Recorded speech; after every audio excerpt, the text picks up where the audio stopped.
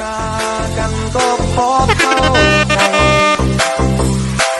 ว่าไม่มีฉันอยู่ข้างใน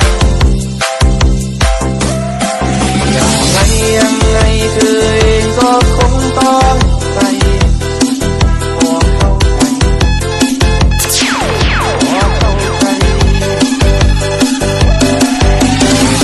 ของฉันน้ำหนักมันคงน้อยเกินไป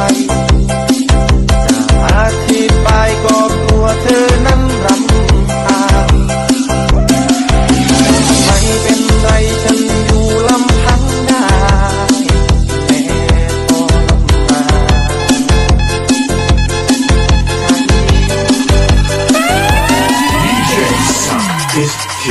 ฉันจะเก็บเธอไว้ในใจตลอดกาลแม้เธอไม่ต้องการฉันเลยละไว้ในทางที่เข้าใจว่าฉันต้องอยู่คนเดียวกับการที่ไม่มีเธอฉันเข้าใจ DJ is